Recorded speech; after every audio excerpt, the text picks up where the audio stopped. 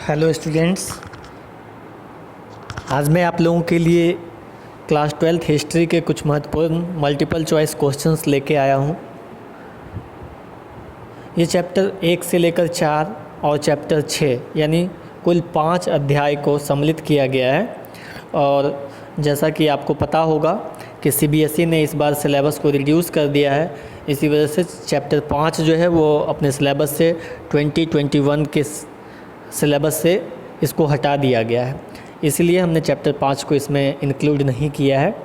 तो आइए देखते हैं, ये सभी महत्वपूर्ण फैक्ट्स कलेक्शन है जो आपके एग्ज़ाम के पॉइंट ऑफ व्यू से बेहद उपयोगी होगा। तो आइए देखते हैं प्रश्न और उसके उत्तर। हड़प्पा सभ्यता का काल निर्धारण कब से कब तक किया गया? तो 2600 ईसा पूर्व से 1900 ईसा पूर्व के बीच इसका काल माना जाता है। दूसरा प्रश्न है कि निम्नलिखित में से कौन गुजरात में स्थित नहीं है? इसका उत्तर है बनावली, बाकी तीनों नागेश्वर, रंगपुर और धौलावीरा गुजरात में स्थित है। साथ ही इस तरह के प्रश्न मैप पर भी पूछे जाते हैं और ऑब्जेक्टिव में भी पूछे जाते हैं, तो विशेष रूप से आपको इन चीज़ों का ध्यान रखना है। नेक्स्ट क्वेश्चन है कि हड़प्पा सभ्यता में कौन से अनाज अपेक्षाकृत कम पाए गए हैं? तो गेहूं, जौ, सफ़ेद चना, चावल पाए सभी गए हैं, लेकिन चावल अपेक्षाकृत कम मात्रा में पाए गए हैं, तो उत्तर हो जाएगा चावल। अगला प्रश्न है भारतीय पुरातात्विक सर्वेक्षण के पहले जनरल कौन थे? तो इसका सही उत्तर हो जाएगा अलेक्जेंडर कनिंघम। अगला प्रश्न है कि अर्ली इंडस सिविलाइजेशन किसकी रचना है, यानी किसने लिखा है? तो इसका सही उत्तर है अर्नेस्ट मैके। अगला प्रश्न है कि इनमें से कौन सा स्थल समुद्र तट पर स्थित नहीं है?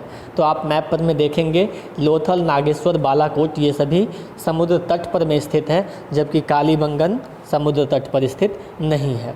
कालीबंगन तटीय क्षेत्र पर स्थित नहीं है। अगला प्रश्न है Mohenjodaro and the Indus civilisation किसकी रचना है, किसने लिखा था? तो इस पुस्तक के लेखक हैं जॉन मार्शल महोदय। नेक्स्ट क्वेश्चन है डेड मैन लेन कहाँ स्थित था? यह मोहनजोदड़ो में स्थित था। आपके चैप्टर में एक बॉक्स दिया गया है, वहाँ इसकी चर्चा की गई है, आप पुस्तक पलट के भी देखिएगा ज़रूर। नेक्स्ट क्वेश्चन है the story of Indian archaeology किसने लिखा है? ये एक महत्वपूर्ण प्रश्न है, पहले भी पूछा जा चुका है और आगे भी पूछा जाएगा, तो याद रखना है आपको। The story of Indian archaeology S.N. Rao ने लिखा था। महापाषाण क्या था? महापाषाण, महा मतलब बड़ा, महान, और पाषाण मतलब पत्थर, बड़े पत्थर को कहा जा रहा है महापाषाण। तो अंतिम संस्कार का एक नया तरीका था जो दक्षिण भारत में प्रचलित हुआ कि शवों के दफनाने के बाद उसके ऊपर बड़े बड़े पत्थर के टुकड़े रख दिए जाते थे, जिसे महापाषाण कहा जाता था। नेक्स्ट क्वेश्चन है सांची स्तूप मध्य प्रदेश के किस जिले में स्थित है? तो इसका सही उत्तर है रायसेन जिला। नेक्स्ट क्वेश्चन है ब्राह्मी और खरोष्टी लिपि का अर्थ किसने पता किया? तो इसका अर्थ पता करने वाला जेम्स प्रिंसेप महोदय हैं। नेक्स्ट क्वेश्चन है निम्नलिखित से कौन एक महाजनपदों की विशेषता नहीं थी? इसका सही उत्तर है राजा का चुनाव जनता के द्वारा किया जाता था, तो ये सही नहीं है। बाकी तीनों महाजनपद की विशेषता थी।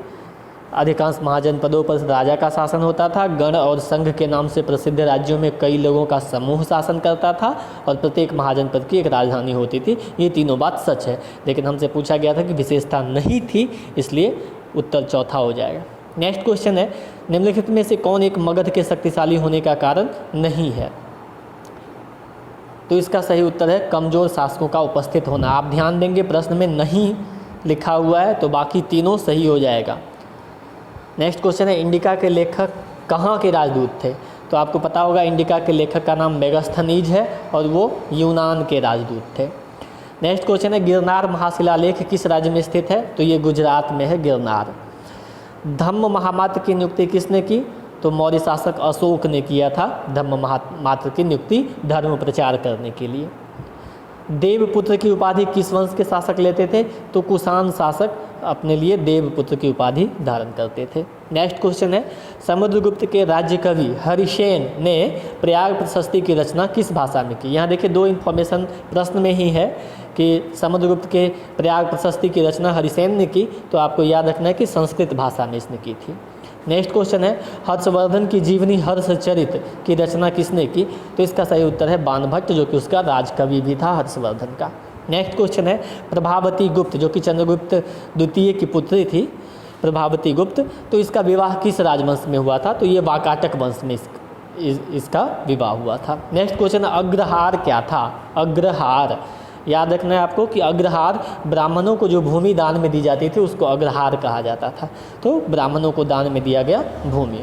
नेक्स्ट क्वेश्चन है मनुस्मृति का संकलन कब से कब तक किया गया? समय पूछा जा रहा है, तो इसका सही उत्तर 200 ईस्वी पूर्व से 200 ईस्वी के बीच में। नेक्स्ट क्वेश्चन है किस वंश के शासकों ने अपने माता के गोत्र का अनुकरण किया, यानी अपने नाम के पहले माता का नाम शामिल किया? तो ये है सातवाहन वंश के शासक।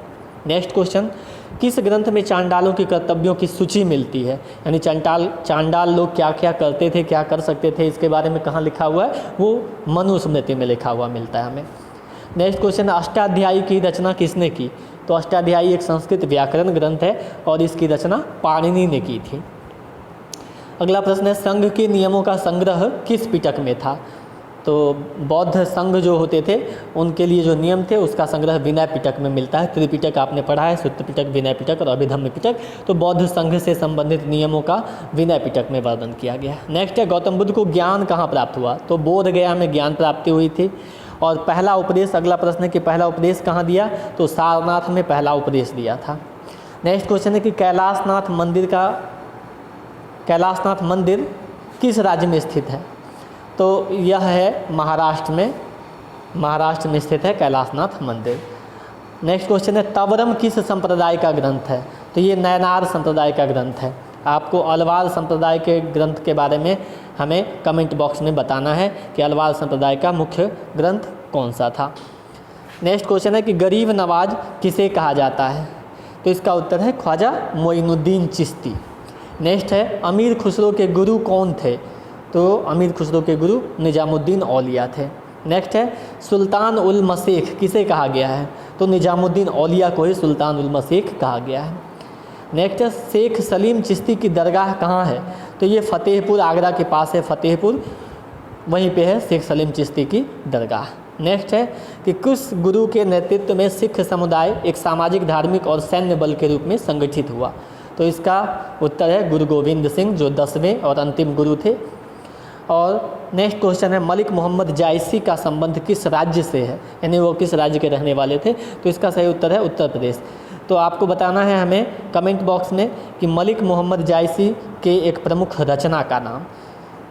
मुझे उम्मीद है यह आपके एग्ज़ाम के लिए काफ़ी उपयोगी होगा। अपना कीमती समय देने के लिए धन्यवाद।